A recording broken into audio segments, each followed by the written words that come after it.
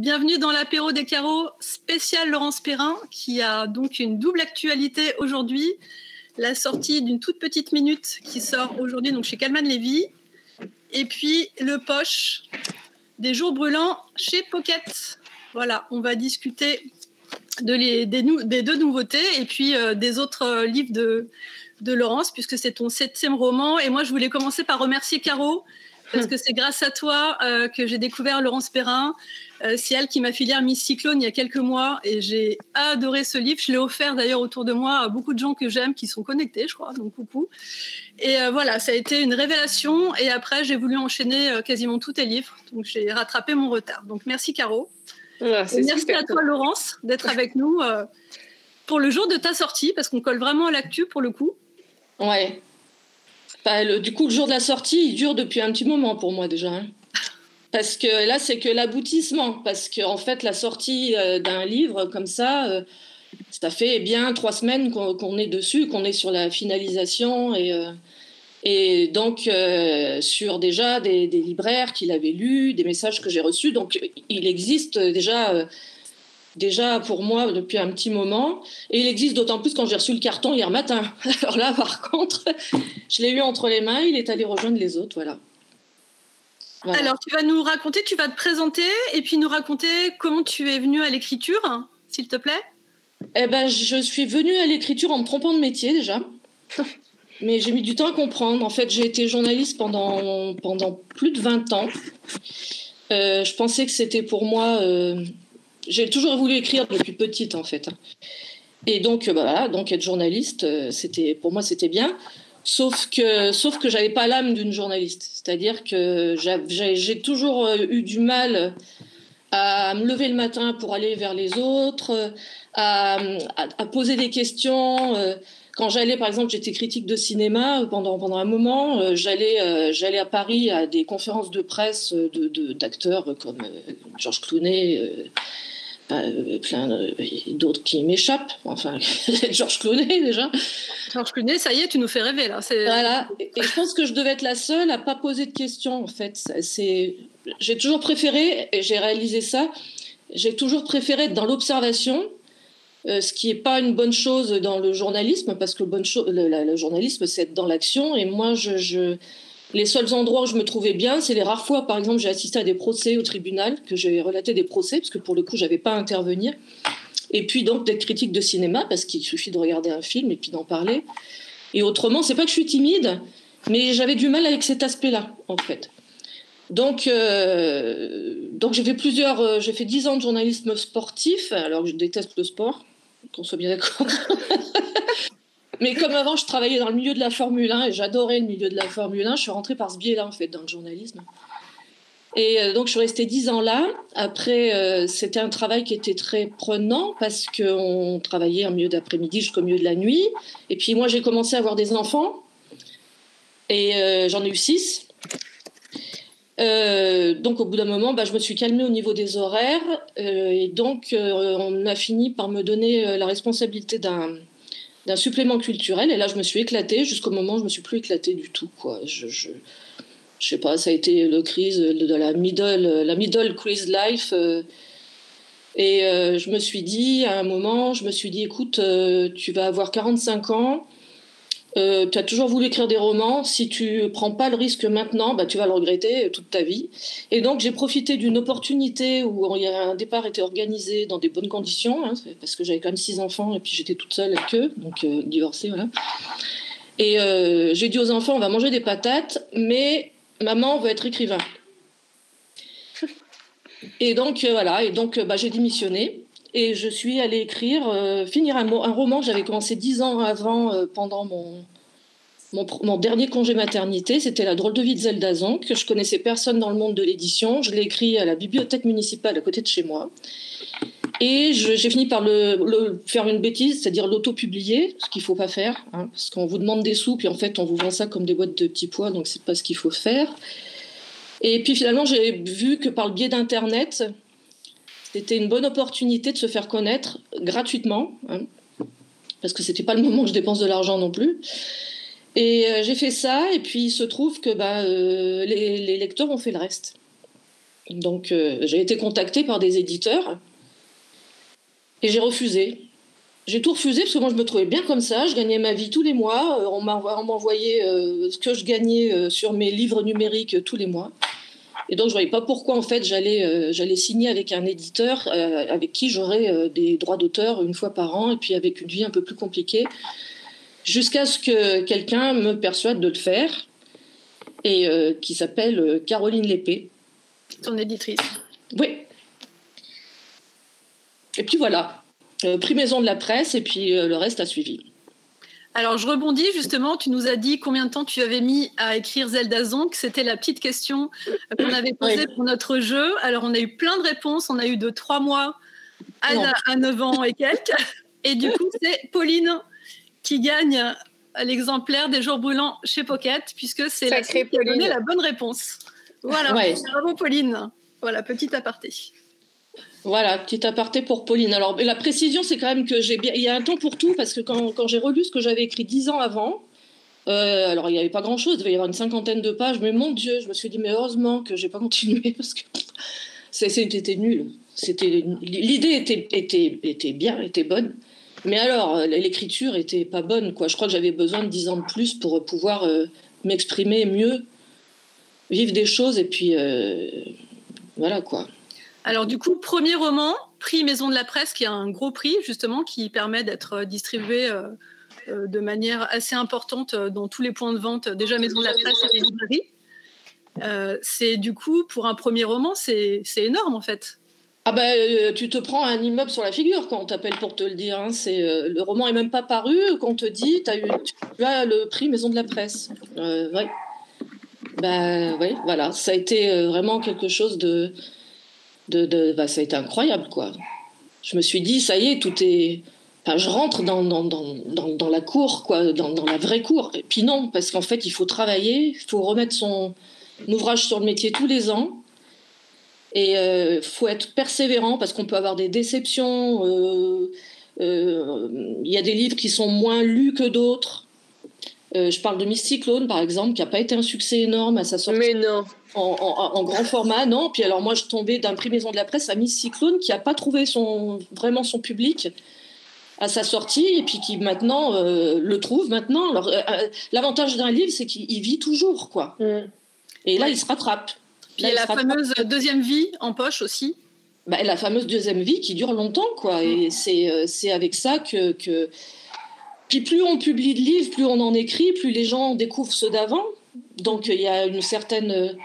Enfin, le chemin est bien fait, quoi. Le chemin est bien fait. Mais au début, c'est pas évident quand même.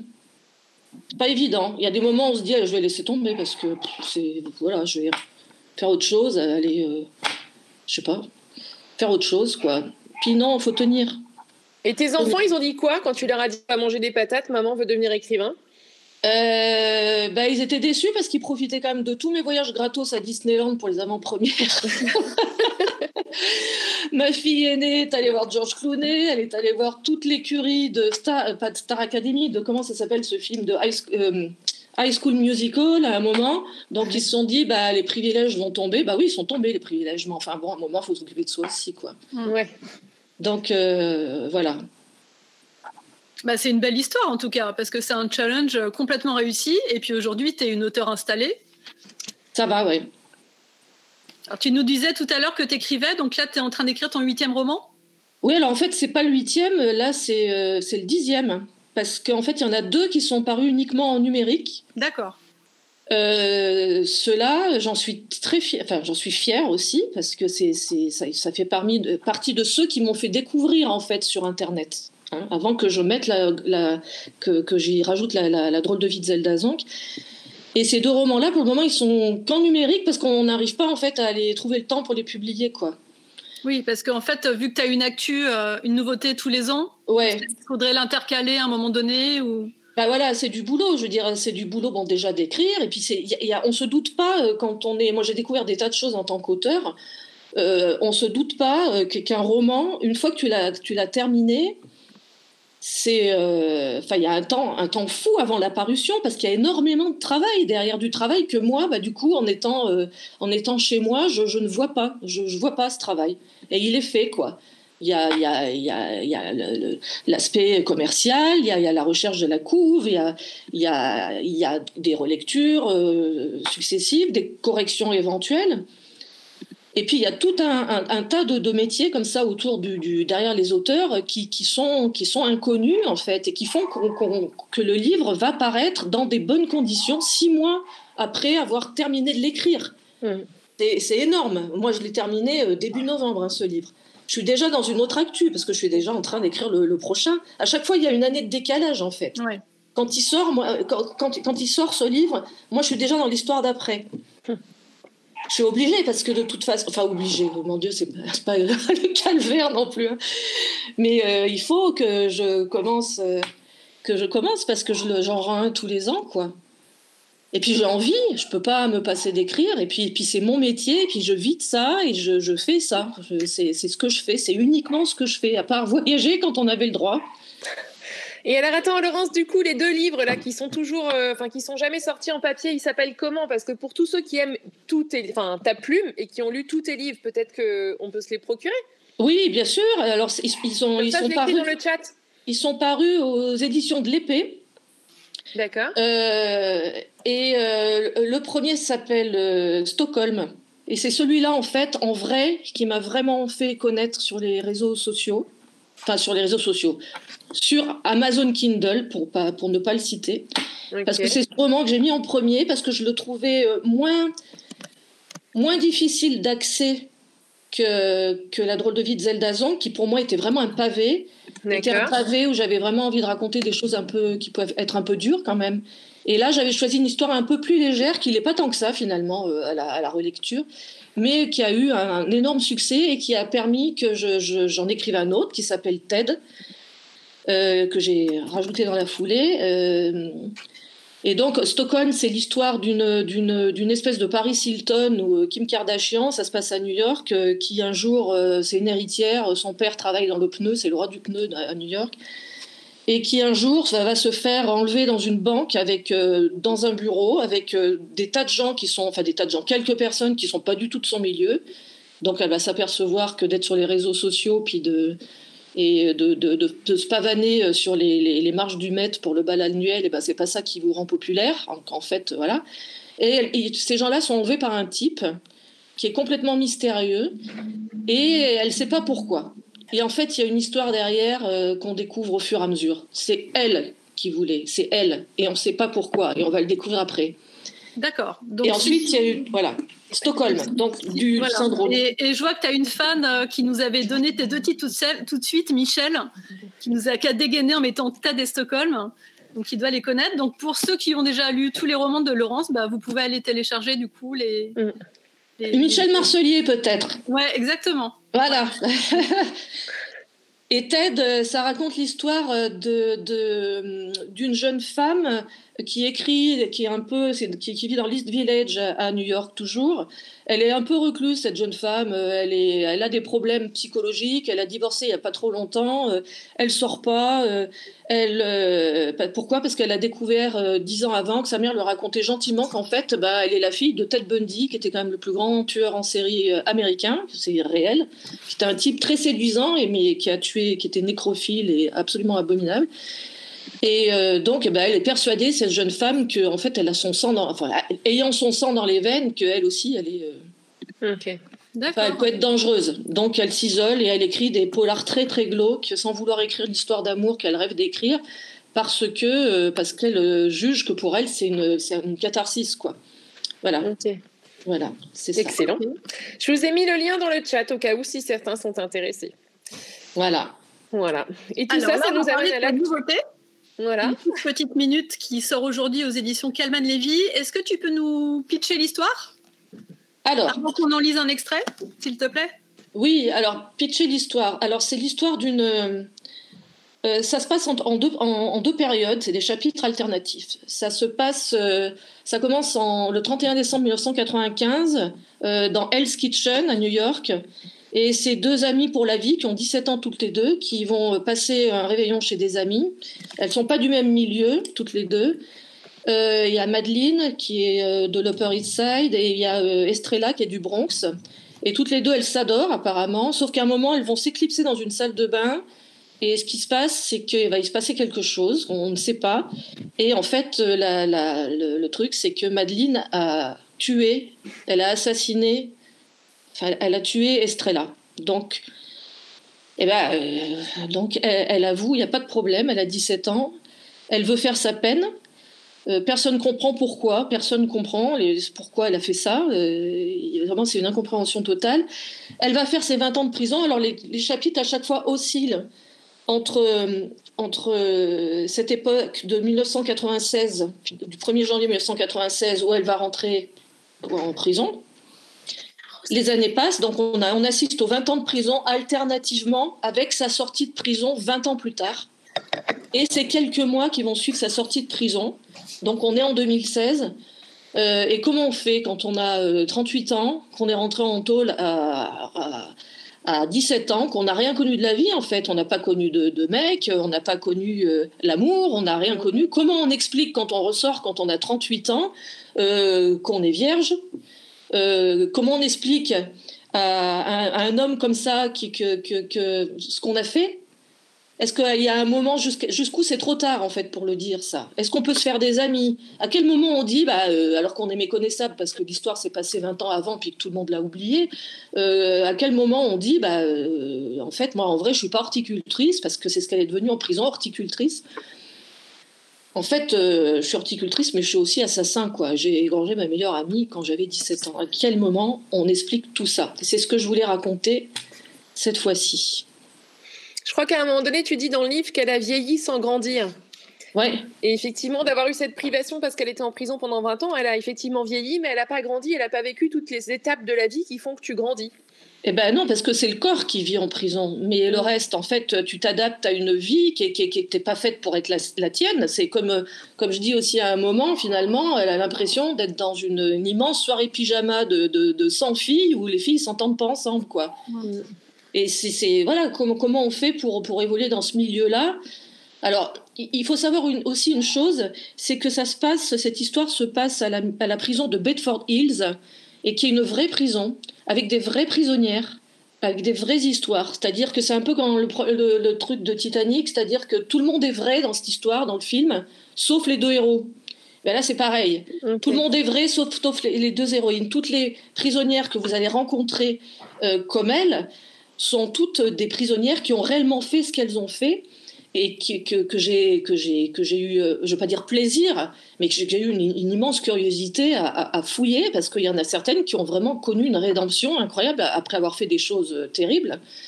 Et c'est en parallèle, c'est toutes ces histoires de femmes qu'elle va rencontrer. Et voilà, puis la vie en prison. Et sa reconstruction quand elle sort de prison. Et sa reconstruction quand elle sort de prison, oui. Avec sa mère qu'elle a très peu connue, qui est pleine de mystères en fait. Et puis avec un jeune cuisinier, parce qu'il en faut toujours un. Un pirate. Il faut de la bouffe au moins dans les romans. Il en faut. Un jeune cuisinier à qui elle va s'attacher. Et voilà. Et donc il y a cette fameuse période.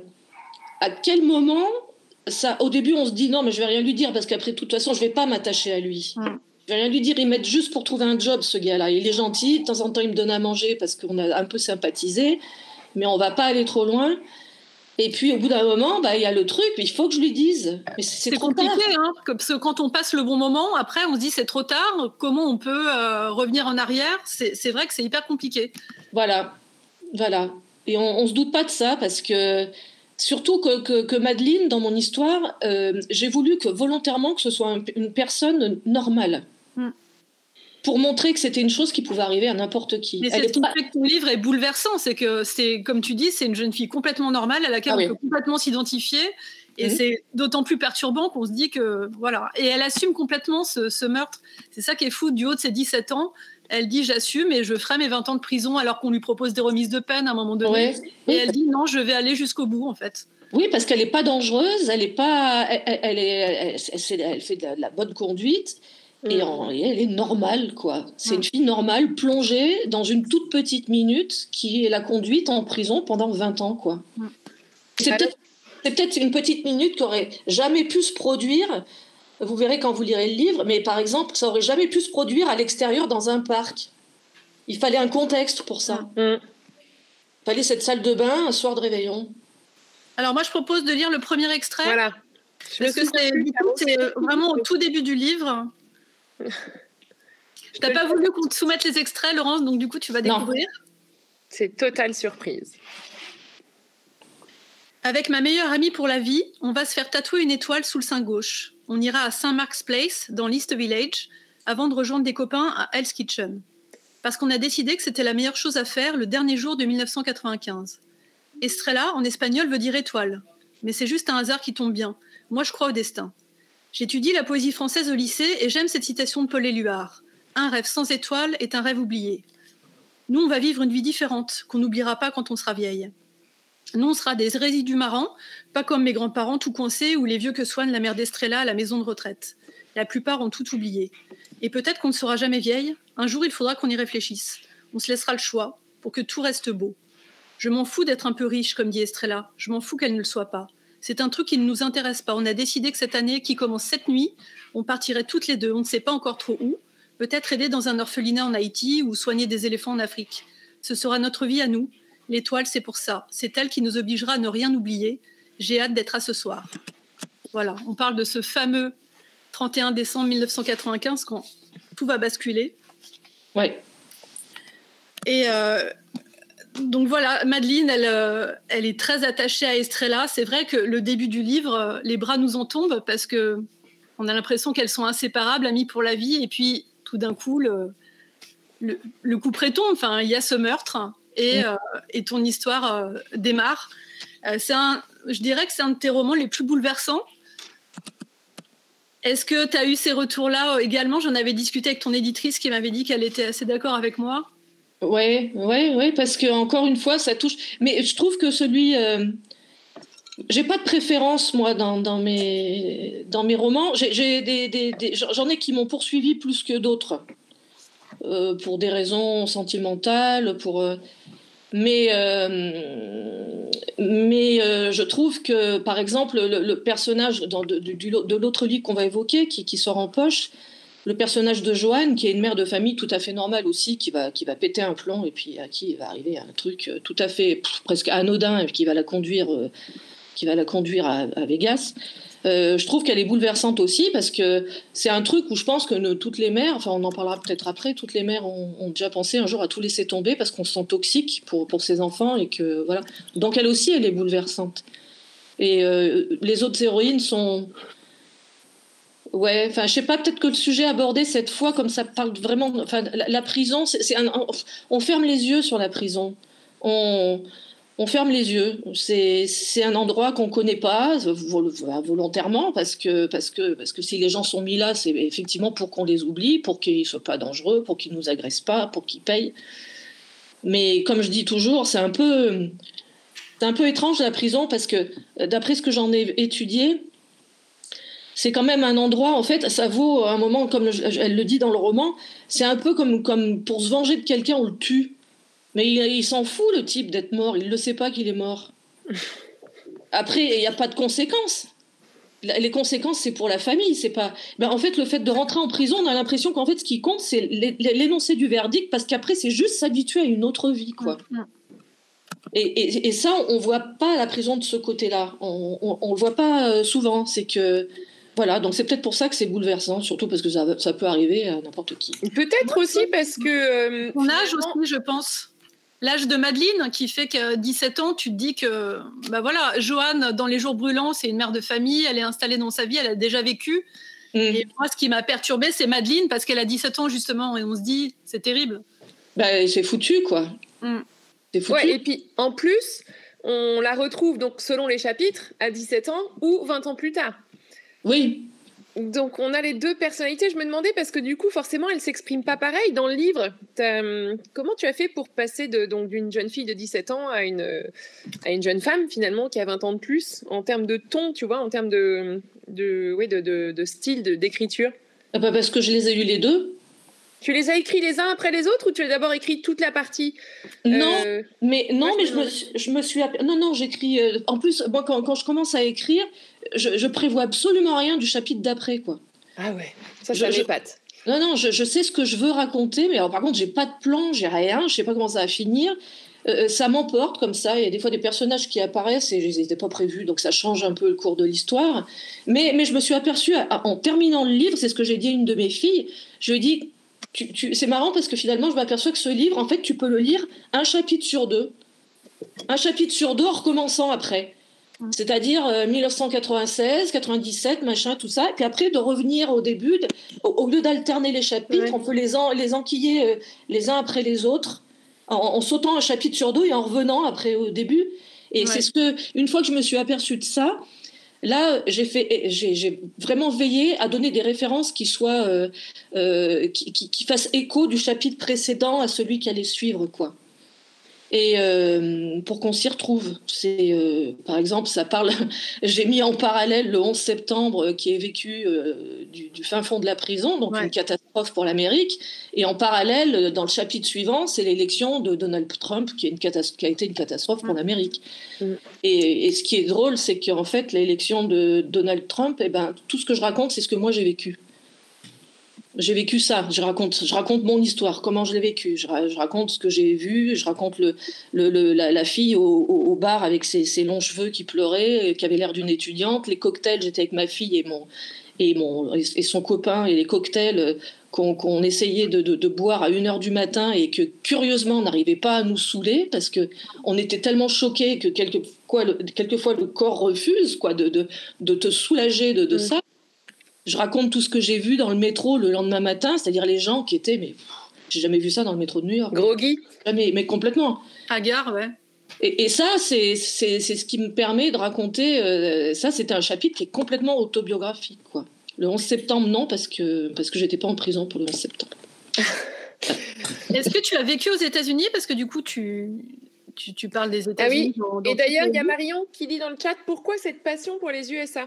Parce que j'y passe, quand on a le droit d'y aller, j'y passe énormément de temps.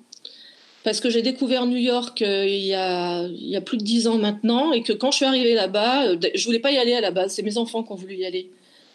Et je leur avais dit que c'était la première fois que je leur payais un voyage, parce que comme je suis partie du Dauphiné avec du journal où je travaillais avec une petite indemnité, je me suis dit je vais tout claquer, comme ça je serai obligée de réussir après. Donc j'ai dit aux enfants, avant de bouffer des patates, je vous fais faire un voyage là où vous voulez. Je me suis dit, oh punaise, moi j'étais très trekking au Maroc, Tunisie, Égypte et tout. Je me suis dit, ces enfoirés là, ils vont me dire on va à New York, et puis paf, ça n'a pas loupé. Alors moi New York, pas du tout, mais alors pas du tout, quoi. Et je suis arrivée là-bas, voilà. Coup de cœur? C'était chez moi. C'était chez moi. Je sais pas. Et donc depuis, ça a été l'obligation d'y retourner régulièrement. Alors au début, c'était une fois par an parce qu'on pouvait pas se le permettre plus. Et puis là, ces dernières années, c'était 4-5 fois par an, quoi. Donc et donc je connais comme ma poche, et je connais bien Miami aussi parce que j'ai une de mes filles qui a immigré là-bas il y a 5 ans. Et qui maintenant y habite et qui a tout réussi là-bas, ce qu'elle n'aurait pas pu réussir en France, quoi. Elle est partie, elle a 22 ans, là maintenant elle a sa carte verte, elle a un super appart, elle a un super copain, elle a un super chien, et puis voilà. Et un boulot, et voilà. Et en peu de temps, elle a réussi ce qui a été impossible de faire ici, quoi. Et donc j'ai la chance de pouvoir aller à Miami plus ou moins quand je veux, sauf cette année. Et parce que là-bas, voilà, je suis... Donc merci tes enfants de t'avoir fait mettre le pied à New York, puisque grâce à ça, tu nous as offert plein de super romans qui se passent aux États-Unis. Ouais. Tes romans seraient pas les mêmes s'ils n'étaient pas aux USA. Hein. Non, puis je suis incapable d'écrire sur un endroit que je connais pas, quoi. Je peux pas. C'est peut-être ce qui me reste de mon passé de journaliste. On me dit souvent, mais c'est pas grave, tu peux inventer et tout. Mais non, je peux pas inventer, moi. Si je vous dis que la porte au numéro 12 de Bedford Street à New York, elle est rouge, elle est rouge. Je suis allée voir qu'elle était rouge. Peut-être qu'elle a été repeinte en bleu depuis. À ce moment-là, j'irai voir la prochaine fois. Et puis peut-être qu'on fera une autre édition du roman en disant que cette fois, elle est en bleu, quoi, dans l'LD. Voilà. Ça veut dire que quand tu vas à New York, tu prends plein de photos et après, quand tu écris, tu te replonges? Ouais. Et puis même sans les photos, parce que ça reste, quand on aime un endroit à ce point, puis quand on y va, je sais plus combien de fois j'y suis allée à New York, j'ai dû m'arrêter de compter à 30, je sais pas. Ah ouais. Et c'est pas grand New York, hein. Je sais pas si parmi vous il y en a qui connaissent, mais c'est pas grand. Il y a des fans dans le chat. Et ouais, c'est pas grand. Manhattan, c'est une île, c'est pas grand, c'est tout en hauteur, mais on fait tout à pied. Moi, c'est ce que j'aime là-bas, c'est que c'est une ville. C'est une ville, on se dit je vais aller là, et ben on prend ses baskets, on y va. Voilà. Ouais, c'est vrai, tu peux tout faire à pied de long. Moi, c'est ce que j'ai fait. La première fois que j'ai découvert New York, pendant 5 jours, j'ai tout fait à pied. Voilà. Au travers. Et, ouais. Il y a Pauline qui nous connaît bien, Caro, elle propose un prochain apéro avec Laurence à New York. Ouais. Allez. Miami, c'est différent, parce que là-bas, il faut avoir une voiture. Là, c'est moins, je me repère moins là-bas. Je connais bien aussi, moins quand même. Mais je me laisse guider par ma fille là-bas, je me laisse emmener et tout, avec sa magnifique voiture.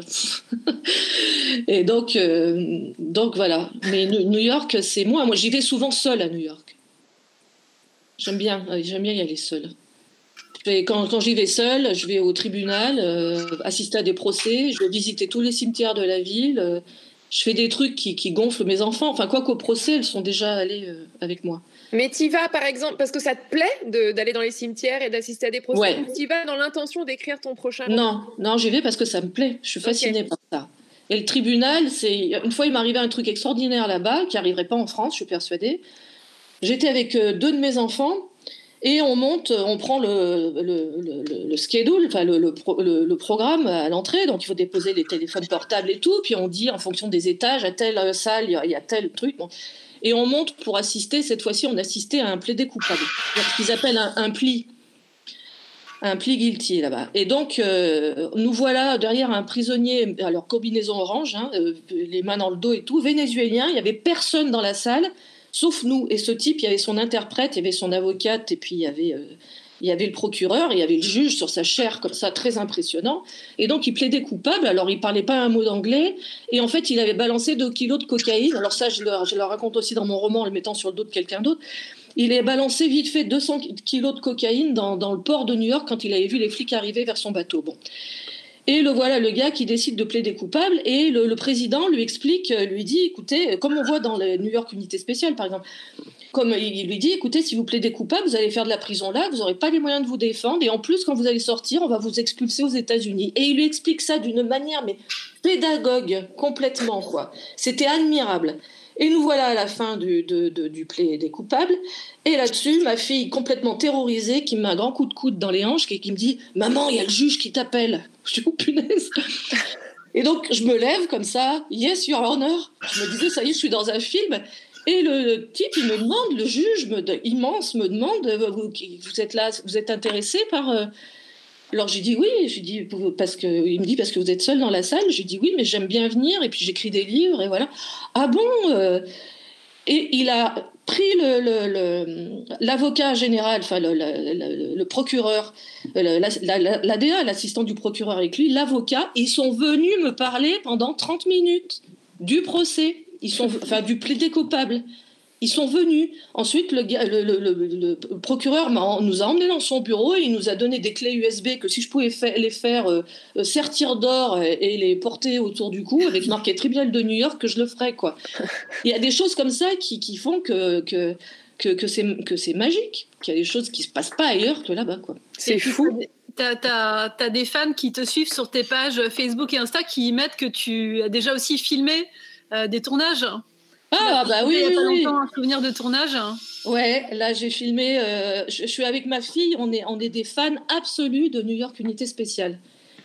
Et d'ailleurs, là en ce moment, comme je suis incapable, une fois que j'ai terminé un livre et avant la sortie, je suis incapable de lire ou d'avoir de l'imagination pour quoi que ce soit. Je suis en train de me refaire les 624 épisodes là. Il y a certains que j'ai vus 10 fois, d'autres que je découvre encore. Bon. Et donc avec ma fille et une de mes filles, on a une passion. Notre idole, c'est Olivia Benson. D'ailleurs, le livre lui est dédié. Et nous voilà, chaque fois qu'on est à New York, il y a un truc sur les tournages de films, il y en a pléthore quand on arrive là-bas. Il y a un site qui répertorie aujourd'hui telle rue, tel tournage avec machine et tout. Ouais. Et puis donc un jour, on se retrouve devant Olivia Benson, quoi. Grand moment. Ah ouais, c'était vraiment… Et donc, j'ai filmé. Et ce qui a été drôle, c'est que 3 mois après, parce qu'ils mettent vite, hein, quand ils ont filmé, l'épisode passe vite. 3 mois après, j'ai pu voir la scène à la télé avec mon téléphone à côté qui était filmé. C'était la même chose. C'était génial, quoi. La prochaine étape, c'est de faire de la figuration dans New York Unité Spéciale. Okay. Voilà. Et puis de prendre un selfie, évidemment. Mais on les poursuit à chaque fois. Hein. Ça a été un grand moment. Mais pour ça, il faudra être vacciné. Ben oui, bientôt, j'espère. Et ça veut dire que tu parles très très bien anglais? Je parle, oui. Pour que ça t'arrive, ça veut dire que tu es très à l'aise? Bah, ça va, oui, ça va. Ouais. Non, bah parce que je vais parler anglais et puis pouvoir parler avec un avocat général et comprendre les tenants et les aboutissants d'un procès, c'est quand même pas donné à tout le monde. Et bah, non, et surtout que c'est aussi que les termes me sont pas inconnus du fait de regarder toutes des séries que je regarde à la télé, de les regarder en VO tout le temps, quoi. Je veux dire, je vois les procès dans New York, Unité Spéciale, je vois toujours les procès en anglais, donc l'objection for your honor, les compagnies, tous ces termes-là me sont pas inconnus, quoi. Et donc, voilà. Mais, tu devrais organiser une masterclass à New York, je suis sûre qu'il y aurait des émules. Ah, mais j'en rêve. On te souhaite de réussir et le selfie et la figuration, du coup. C'est clair, on peut tous s'y mettre. Bon, alors, le selfie avec le masque, ce sera pas évident, mais bon... La figuration, on s'est dit avec ma fille, mais mon Dieu, j'espère qu'ils nous mettront dans un jury, mais on va éclater de rire. Je lui ai dit non, on sera très sérieuse. Très sérieuse, vous allez nous voir, on sera comme ça. Alors, moi, je propose qu'on revienne à une toute petite minute. On a un deuxième extrait. Ouais, on est à la bourre, Caro. Bah oui, parce qu'on papote, Alors, est-ce qu'on lit le deuxième extrait? Ouais, est-ce qu'on passe au suivant sinon, parce qu'il est déjà presque moins 20? Comme tu veux, sinon on passe au jour brûlant. Ouais, je pense que c'est bien, sinon on n'aura pas le temps d'en parler correctement. Ouais. Allez, on passe à Joanne et au jour brûlant. Alors, ce qui est très rigolo, c'est qu'au début de chacun de tes chapitres, tu mets une petite recette de cocktail. Est-ce que vous avez, comme moi, eu envie de tous les essayer au fur et à mesure que vous tourniez les pages? Non, mais mieux que ça, moi j'ai cherché mon cocktail préféré et je suis contente parce que je l'ai trouvé. Et c'est lequel? C'est le Sex on the Beach. Ah. Il arrive vers la fin, j'ai été patiente. Hein. Ouais. Alors, est-ce que tu peux nous parler du coup? Alors, est-ce que tu peux tu nous l'as dit il y a quelques jours avec Caro, est-ce que tu peux nous dire comment ce livre aurait dû s'appeler si on avait gardé le premier vrai titre ou pas? Alors, il aurait dû s'appeler Atomic City. Moi, je l'ai écrit sous le nom, mais parfois, on est là, on discute après, puis on considère que le titre, ça ira pas, quoi. Mais c'est bizarre quand on écrit un livre, en plus en entier, sous un titre, et puis qu'après, il sort sous un autre, quoi. Mais bon, c'est une discussion, c'est pas non plus un truc Non, pour moi, il s'appelait Atomic City parce que, en fait, le début de l'histoire, j'ai lu un jour, c'est ça qui m'a donné envie de l'écrire, j'ai lu un jour que dans les années 50, à Las Vegas, il y avait des soirées atomiques qui étaient organisées, c'est-à-dire il y avait des essais atomiques dans le désert du Nevada, et que les grands hôtels organisaient des cocktails sur le toit des hôtels pour assister aux champignons qui allaient s'élever comme ça. Et j'ai lu cette histoire avec une grande curiosité, et je me suis dit, tiens, Atomic City, ça me paraît bien, en plus pour une femme qui est en pleine déflagration, quoi. Et je l'ai écrit sous ce titre-là, et puis on l'a changé finalement.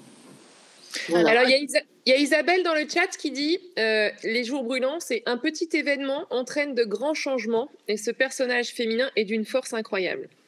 C'est bien résumé, je trouve. Ouais. Alors, est-ce que tu peux nous raconter justement le pitch des jours brûlants? Alors, le pitch, c'est l'histoire. Ça se passe en Californie dans les années 76, donc à l'époque où on avait de soucis avec presque rien.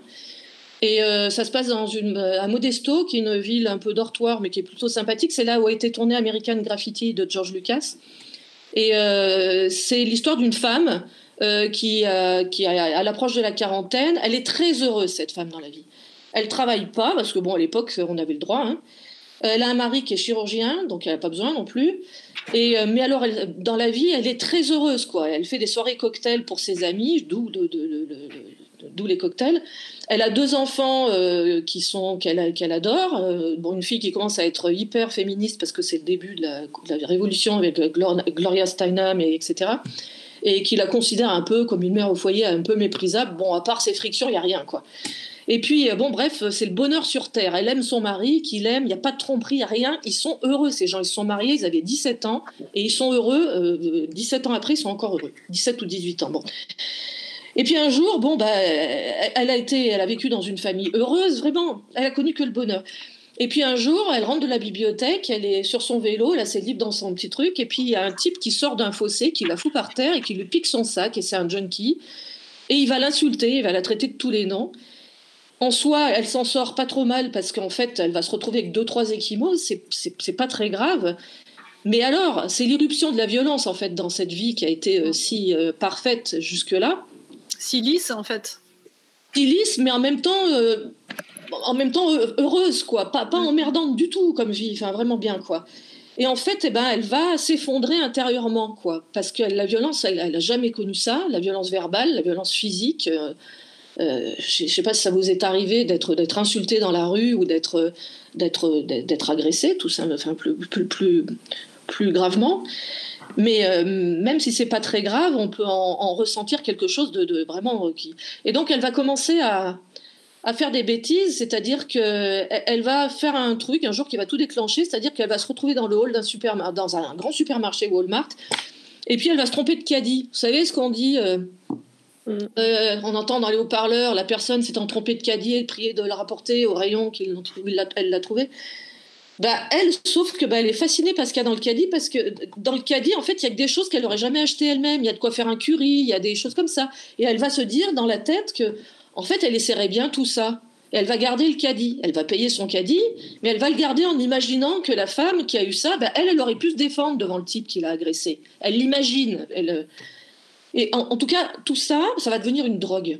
C'est-à-dire que tous les jours, elle va retourner d'une manière complètement folle au supermarché, sans même compter les fois où elle y va, et elle va changer de caddie à chaque fois, s'inventer une nouvelle vie. Elle ramène tout ça à la maison. Alors elle va planquer des boîtes de cornflakes sous lesquelles elle cache les trucs partout dans son garage, dans la machine à laver, comme une alcoolique en fait, qui planque elle des cornflakes quoi. Et son mari et ses enfants commencent à trouver bizarre qu'elle se soit par exemple teint les cheveux en roux parce qu'elle a trouvé une teinture rousse dans un caddie. Ils trouvent bizarre qu'elle leur fasse à manger des trucs qu'elle a jamais fait avant. Et tout ça, ça se passe quand c'est raconté. On a l'impression que ça se passe en très peu de temps, en fait, que c'est juste des petits coups comme ça, des coups de calcaire, quoi. Puis en fait, on s'aperçoit à un moment que non, ça fait des mois que ça dure. Et que des paquets de cornflakes planqués dans la maison, il y en a beaucoup, quoi. Et que des visites au supermarché, il y en a tous les jours. Et sauf qu'un jour, qu'est-ce qui se passe ? Dans le caddie du supermarché, il y a une bouteille de vodka premier prix. Et elle a un principe, c'est qu'elle s'est dit qu'elle reposerait jamais ce qu'il y a dans le caddie. Et donc, comme c'est une bouteille bon marché et que son mari, est un amateur de bons alcools, parce qu'ils font des cocktails et tout ça, donc vraiment, voilà, elle se dit, je vais pas la ramener, je vais en boire un coup dans la voiture. Sauf qu'elle se retrouve en cellule de dégrisement, que le mari vient la chercher, et que le lendemain matin, il lui dit, écoute, il a cette phrase, lui qui l'aime profondément, tu commences à me faire peur et tu fais peur aux enfants. Et là, c'est pas possible. C'est pas possible. Alors, qu'est-ce qu'elle fait ? Elle va prendre sa... Et puis, attends, elle se fait peur elle-même, hein.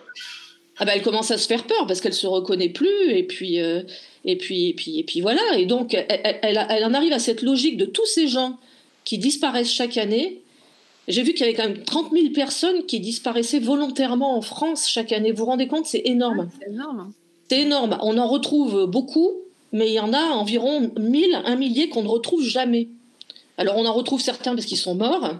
On en retrouve d'autres parce qu'ils rentrent chez eux, parce que maintenant, ça devient encore plus difficile de disparaître avec les réseaux sociaux, etc. On fait une crise d'1 semaine, puis on rentre à la maison, parce que tout le monde est là sur Facebook à vous chercher. Sauf qu'à l'époque, on est en 76, ça n'arrive pas, ça. Donc, qu'est-ce qu'elle fait ? Elle prend sa voiture, et puis elle part à Las Vegas, parce qu'elle se dit que c'est le seul endroit, Las Vegas, c'est une bulle au milieu du désert, comme ça. Il n'y a pas d'heure là-bas. Où tu peux disparaître, en fait. Complètement. Oui, parce que la thématique de ce roman, c'est la disparition volontaire. C'est la disparition volontaire, oui. C'est de se poser la question. Alors là-bas, elle va se faire recueillir dans une boîte de striptease, en fait. Et on va s'arrêter là. Parce qu'il y en a plein qui l'ont pas lu. Alors, rassurez-vous, Laurence n'a raconté que le début. Oui, c'est que le début. Après, il se passe plein de choses. Et on va s'arrêter là parce que du coup, on a 2 extraits à vous lire et c'est bien parce que ça va parfaitement avec ce que tu as expliqué. Alors, je propose qu'on lise peut-être le premier extrait. Caro, ça te va ? Ouais, ça marche. Alors, attends. Ça doit être celui-là. Quand tu parlais que c'était l'époque du féminisme. Simple épouse, au fait. Cette réflexion tomba mollement de la bouche d'une Brianna de 18 ans lorsque Joanne pria ses enfants de débarrasser le plancher avant que les invités n'arrivent. « Allez hop hop, Chris, Brianna, dans vos chambres !» La jeune fille leva des yeux mornes de son livre, les posant sur sa mère qui virevoltait dans sa robe en jersey, les plis multicolores dansant autour de ses chevilles fines, leur tendant un sandwich à chacun. Chris se fichait bien de ses soirées, tant qu'il pouvait s'empiffrer de dinde et de maillot dans son lit. Mais Brianna, « Franchement, maman, t'en as pas marre, chérie ? Partout en Amérique, les femmes se battent pour l'égalité, et toi, tu t'excites à la simple idée de servir des cocktails à des types en retard d'un siècle, à leurs simples épouses ?» Joanne se contenta de tendre son assiette à sa fille. Ce n'était pas la première fois que Brianna se lançait dans un discours féministe, mais jusqu'ici, elle avait prudemment épargné sa mère. Brianna, d'une, je ne m'excite pas, je suis simplement folle de joie à l'idée de passer une merveilleuse soirée pendant que tu bûcheras tes sciences politiques. Et de deux, tu as 18 ans, l'âge que j'avais quand tu es née. Je pense que je peux te laisser un peu de mou avant d'émettre des jugements. Franchement, se dit-elle en plantant une mini brochette raisin bacon sur une moitié d'ananas. Voilà, ça c'est la Joanne dans sa vie bisounours quand tout va bien et quand elle se réjouit d'une soirée à laquelle sa fille ne prend pas ce qu'elle peut trouver comme excitation à préparer ça. Voilà, sa fille en colère. Ouais. Voilà. Alors du coup, est-ce qu'on enchaîne avec le deuxième extrait, Caro, parce qu'on en a déjà pas mal parlé. Ouais, je suis d'accord. Parce que du coup, le deuxième extrait, c'est quand elle arrive à Vegas. Donc c'est parfait. Alors, Shirley s'était accoudée au toit de la voiture. Des filles bizarres, j'en vois passer dans cette ville. Mais toi, t'es pas comme les autres, si tu veux que je te dise. Je suis sûre que t'es clean, mais je sais pas à quoi tu passes tes journées. À rien. Comment tu es arrivée ici ? On dirait un cheveu sur la soupe, si tu veux que je te dise. En voiture. Shirley soupira, hocha la tête. Elle n'en tirait rien. Tu es paumée, ma belle, ça c'est sûr. Je ne sais pas ce que tu fuis, mais c'est sûr que c'est un truc costaud pour te battre comme ça à coups de cric. Tu n'as plus de fric ? Je n'ai plus rien. Juste la voiture ? Je vais la vendre. Ah ah, une bagnole de mamie, pas sûr que tu trouves preneur en ville. Déjà que tu vas aller porter plainte au commissariat. Non. Ok. Dis donc, tu n'as pas buté toute la famille ou un truc comme ça ? Un truc comme ça, oui. Joanne serra les dents, exaspérée, perdue. Elle n'avait plus envie qu'on lui parle. Non, je n'ai tué personne. Je peux aller me laver aux toilettes et revenir dormir dans ta Pinto ? Et demain, qu'est-ce que tu vas faire sans fric ? Je verrai demain. Alors, je ne sais pas si vous connaissez Vegas, mais effectivement, toi, tu connais bien, du coup, Laurence ? Bien, j'y suis allée une fois. D'accord, parce que... Non, pas bien, non. Mais, non, mais ce que je veux dire, c'est que pour le coup, quand elle arrive dans Vegas, je trouve que tu décris très, très bien la sensation première qu'on peut avoir quand on arrive dans cette ville, qui est quand même une ville... hyper moderne, à la pointe de la technologie, construite au milieu de nulle part, au milieu du désert. Et donc effectivement, on a quand même cette sensation de fin du monde, et je comprends que Joanne, qui a décidé de disparaître, décide d'aller là, et plutôt qu'effectivement d'aller d'abord dans le faste et les paillettes de Vegas, et ben elle se retrouve à zoner, à errer, parce que finalement elle a pris une décision qui est de disparaître, mais comme toi tu fais pas tes chapitres à l'avance, elle a rien prévu pour les jours suivants. Ouais. Alors justement, comme tu ne prévois pas l'avenir, comment tu as fait ? Comment tu t'es mis dans la peau de Joanne pour savoir ce qu'elle allait faire, ce qu'elle allait devenir à Vegas ? Eh ben, parce que là, elle est quand même au milieu de nulle part et elle est pas bien, quoi. Elle a plus de fric, il lui reste sa voiture en fait. Et elle demande sa coquille de cargo, il lui reste plus que ça. Voilà, elle demande d'aller se laver dans la station-service, quoi. Ouais. Donc on se dit, qu'est-ce qu'elle va devenir après ? Eh ben, déjà, il y a une chose qu'on comprend, c'est qu'elle ne pourra pas tomber bien bas non plus, parce qu'elle a une obsession, c'est de rester propre.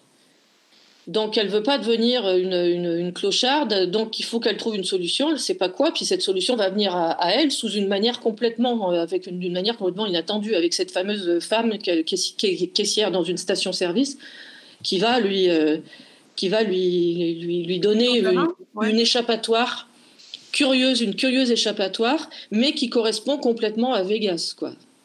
Et le truc, alors évidemment, je ne vous dirai pas ce qui se passe à la fin. Le seul truc, la question qu'on se pose le long, c'est qu'est-ce qu'elle va faire ? Est-ce qu'elle va rester ? Est-ce qu'elle va rentrer chez elle ? Et alors toi, comment tu nous racontais tout à l'heure que tu ne savais pas forcément où tu allais quand tu écrivais ? Alors, comment tu as suivi T'avais décidé de Joanne? J'avais décidé entre les deux si elle allait rester, si elle allait rentrer chez elle. Ça, j'avais décidé. Bon, comment l'un ou l'autre, l'une ou l'autre des solutions allait se passer. Est-ce que j'allais raconter ça avec un recul de plusieurs années après? C'était, je savais pas encore. Je savais pas encore. C'est parce que oui, encore une fois, il y a des personnages comme ça qui apparaissent et ça, je trouve ça assez magique, quoi. Donc de pas. Ouais, parce qu'il y a une sacrée foule de personnages, parce qu'effectivement, il y a les personnages du début, de sa vie d'avant, quoi. Et puis les personnages de sa vie d'après. Et on s'identifie. Ils sont assez en couleur pour le coup. Ouais. C'est vraiment la folie de Vegas. Ils sont Vegas, ouais. Ils sont Vegas. Tu t'es basé sur des personnages, je sais pas, de films, de séries pour certains de tes personnages de ce livre? Ah, probablement. Là, consciemment, je peux pas vraiment dire qui. Mais moi, comme je suis une grande cinéphile et que je voyais beaucoup de films quand on avait le droit d'aller au cinéma, il y a certainement même si ça m'a échappé maintenant, j'ai certainement des références, ouais. Des silhouettes qui sont passées comme ça dans un film ou des physiques comme ça, voilà. Et Joanne, tu disais qu'elle t'a beaucoup marqué. Tu as des livres qui te restent un peu plus. Tu as des personnages peut-être qui te marquent plus profondément. Joanne fait partie de ceux-là. Joanne fait partie de ceux-là. J'ai eu peut-être pour en parler un peu en dernier, j'ai eu une fierté et une sorte de fierté, je peux dire ça, et un amour particulier pour l'aile des Vierges. Ok. Parce que j'avais décidé d'écrire un roman de passion amoureuse. Et je trouve que c'est hyper mal vu en France d'écrire des romans de passion amoureuse, alors qu'il faut quand même pas se leurrer. Toutes les plus belles chansons du monde, les plus beaux poèmes du monde, c'est des poèmes d'amour. Alors que maintenant, quand on écrit un livre d'amour, c'est chic-lit, c'est ci, c'est là. Voilà. Donc j'avais fait le pari d'écrire une histoire de passion amoureuse à la Autant d'emporte le vent, à l'ancienne, quoi, sans tomber dans le cucul la praline, en fait. Alors, dans le cucu, oui, il y en a, du cul. Pas tellement de cucu que du cul. Mais voilà, et en faisant bien attention à doser justement cette dose d'érotisme, parce que mes parents sont en vie, donc ils lisent mes livres. Et te lisent, sans doute, j'imagine? Ma maman me lit, oui. D'accord. Ma maman me lit. Donc, je ne veux pas non plus trop... Elle est en pleine santé, hein, elle va avoir 80 ans, mais en pleine forme. Donc, je ne veux pas non plus... voilà. C'est vrai qu'il est très différent des autres. Il est différent parce qu'en plus, c'est une écriture différente parce que quand on écrit un livre qui se passe en 1946 en Angleterre dans le Kent, on peut décemment pas l'écrire de la même manière que quand on parle d'une histoire d'amitié entre deux filles à Coney Island, à New York, entre les années 80 et 2001, comme dans Miss Cyclone, par exemple. Donc ça aussi, c'était un pari parce que ça arrivait juste après. On peut pas employer les mêmes mots, on peut pas écrire les mêmes phrases. Et moi, j'aime bien faire ça d'un roman à l'autre, de changer complètement, de changer de style, de changer d'ambiance, parce que déjà pour pas vous ennuyer vous, et puis excusez-moi, mais pour pas m'ennuyer moi non plus, parce que ce que j'aime quand j'écris un livre, c'est me plonger, c'est de me dire je vais plonger dans je vais apprendre plein de trucs. Et j'apprends. Tu te documentes beaucoup? Ah oui. Et ma passion, c'est ça. Ma passion, c'est de cet après-midi pour mon prochain roman, j'ai vérifié un truc, et je voulais pas écrire, j'ai écrit 3 heures parce que je suis tombée sur 3 autres trucs qui m'ont fait écrire 8 pages. Et ça, j'adore ça. J'adore. Je le fais au fur et à mesure, je ne le fais pas avant. Et c'est pour ça qu'en fait, je ne prévois pas de plan. Parce que quand je cherche un détail ou quelque chose de précis, je vais tomber sur un autre détail qui va me faire changer mon chapitre d'après que je n'avais peut-être pas prévu, en fait. Et voilà. Est-ce que c'est pour ça que tu passes autant de temps à la bibliothèque? Pardon. Moi, j'ai lu Ma chérie il y a quelques jours et justement, c'est du coup là, on bascule encore dans une autre époque, dans les années 50 et j'ai appris pas mal de choses aussi parce que c'est pas un roman historique, mais il y a toute une partie quand même documentée sur ces années-là, sur ce qui s'y sont passés. Oui, il y a le moment où quand même dans les bus Greyhound, et j'en ai pris une fois pour traverser l'Amérique toute seule. J'étais heureuse comme tout. Et dans ces bus Greyhound, à l'époque, les places arrière étaient réservées aux noirs et les places avant étaient réservées aux blancs. Sauf que les noirs, pour payer leur billet, il fallait qu'ils montent à l'avant, mais après qu'ils redescendent pour monter à l'arrière. C'est des détails comme ça, c'est juste ça tue, quoi. Enfin, on découvre aussi que Rosa Parks, c'était dans le bus, contrairement à ce qu'on peut croire quand elle a refusé de laisser sa place. C'était pas la première à qui on avait demandé de le faire. Simplement, les autres filles qui l'ont fait avant elle, elles n'étaient pas suffisamment respectables parce qu'il y en a une qui est tombée enceinte à 16 ans. Et donc, on a dit non. Les avocats du mouvement de la libération des Noirs ont dit non, elle ne sera pas assez symbolique. Elle ne sera pas symbolique, en fait. Ouais. Voilà. Et donc, en fait, Rosa Parks, ce n'est pas un hasard, c'était calculé.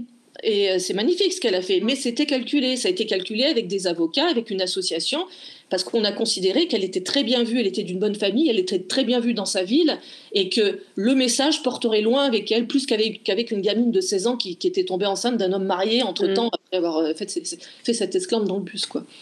Et on apprend des trucs comme ça, voilà. Alors, il y a Alice dans le chat qui dit que tes romans sont tellement visuels qu'on a l'impression de voir un film. Est-ce qu'il y a l'un de tes livres qui va être adapté peut-être à la télévision, ou est-ce que tu aimerais que l'un de tes livres le soit? Ah bah moi j'écris des films. Hein. Oui, c'est ça, on est d'accord. Moi quand j'écris, c'est des films. On est d'accord. Donc après, ça dépend pas de moi, quoi. J'espère qu'un jour quelqu'un aura suffisamment un coup de foudre suffisamment fort pour se dire je vais en faire un film ou une série Netflix, quoi. Moi, L'Aile des Vierges en série Netflix, moi je vois ça très très bien, quoi. Tu pourras faire ta figuration? Ouais. Non, là, j'oserais pas. Par contre, je serais pénible sur le plateau. Je peux vous dire qu'ils ont intérêt à me demander avant de faire le casting. Mais non, je vois ça. Moi, je vois ça. Après, il faut le temps.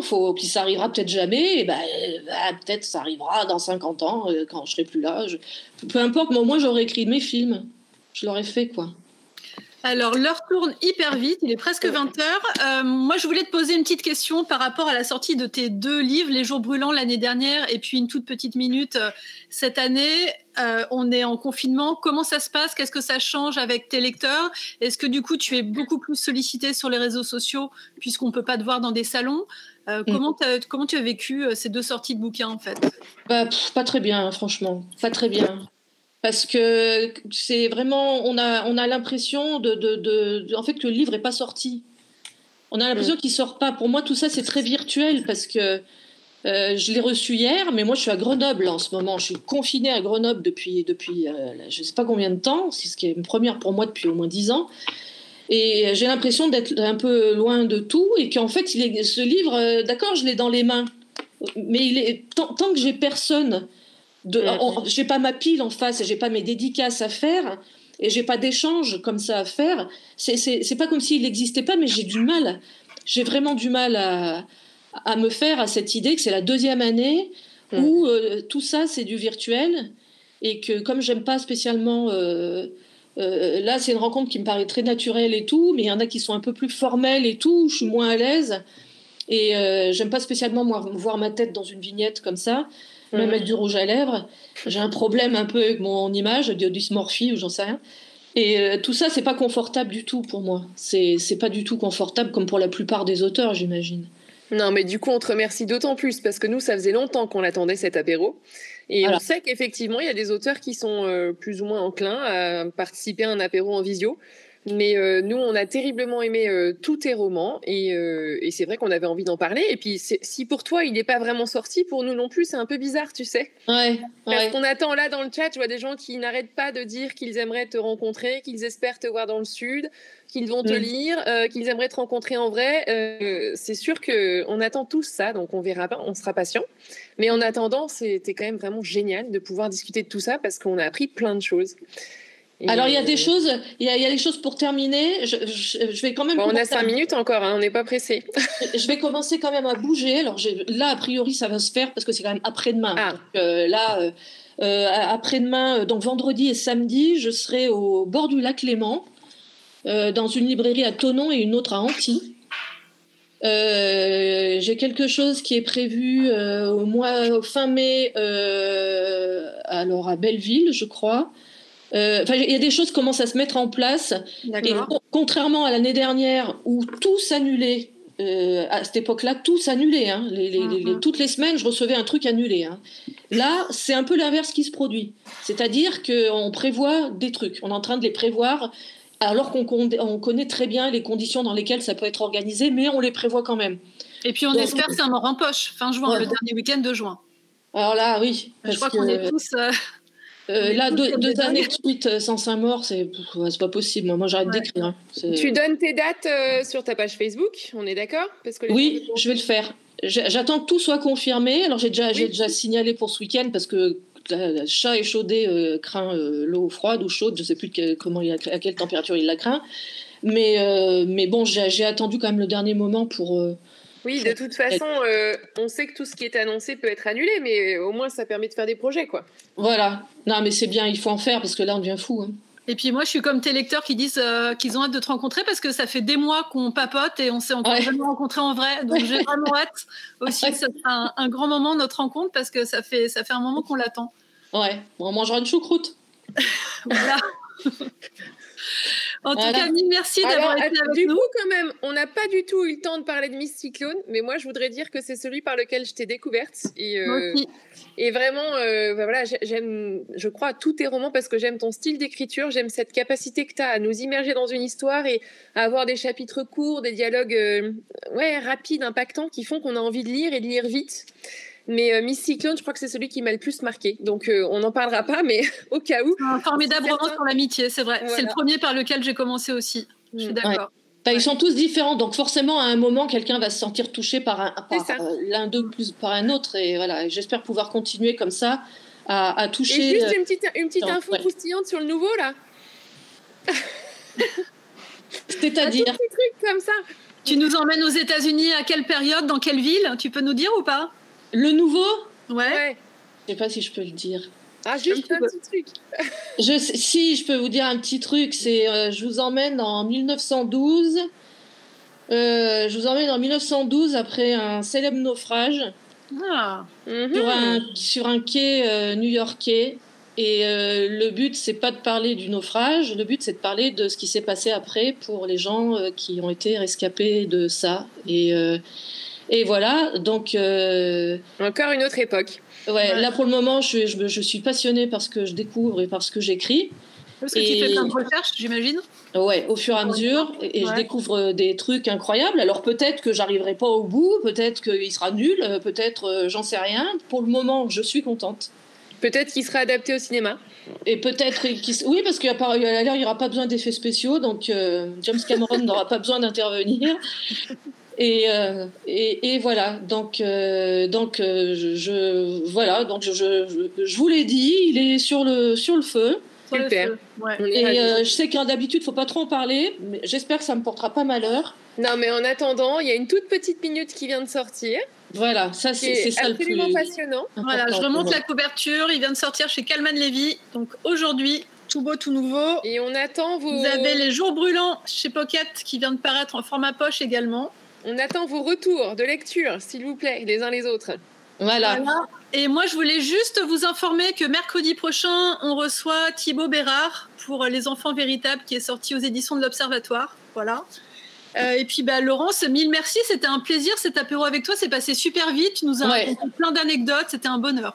J'ai un service à vous demander, c'est que j'ai un petit problème de Wi-Fi et du coup, je n'ai pas vos visages qui s'affichent sur mon ordinateur. Est-ce qu'il y a quelqu'un qui pourrait nous faire la traditionnelle photo de fin avec un beau sourire ou un coucou et nous l'envoyer par la suite à Caro ou à moi, s'il vous plaît? Alors attends, modifier la mise en page. Moi, je vais essayer de regarder aussi. Mosaïque. Du coup, j'ai mon ordinateur, mon téléphone, c'est n'importe quoi ce soir. Mosaïque. Alors fais pas parce que alors du coup, moi, je vous ai vu que 16 là. J'ai pas pensé à augmenter 49, le truc. Mosaïque. Ouais, je suis en train de regarder. Ah oui, quand même. Ah oui. Ah oui, quand même. Si tu arrives à faire une capture d'écran, on sourit tous. Et comme ça, voilà, ça fait un bon souvenir. Sauf que je sais pas faire sur mon ordi les captures d'écran, moi. Ah non. Lolo. Allez, je quelqu'un. Je vois Alice qui nous prend en photo. Voilà. Je suis sûre qu'on va pouvoir plein de photos. On fera tourner. Il y en a déjà qui sont passés sur les réseaux. Hein. J'ai vu passer. Ouais, on a le replay qui sera disponible un petit peu plus tard dans la soirée, donc je te l'enverrai, Laurence. D'accord. Si tu peux faire tourner. Et puis, on remercie tous ceux qui ont participé avec nous ce soir. Merci d'avoir été là. Merci Laurence. à tous. Merci Caro. Merci à vous. Bonne soirée, Merci bonne à vous. lecture. Merci Laurence, bisous. Et à mercredi prochain. Bonne Merci soirée. beaucoup. Salut à tous. Merci. À bientôt. Bon appétit. Bonne soirée. Merci. Bonne soirée. Bonsoir, merci beaucoup, à très bientôt. Bonsoir. Avec bonsoir. plaisir.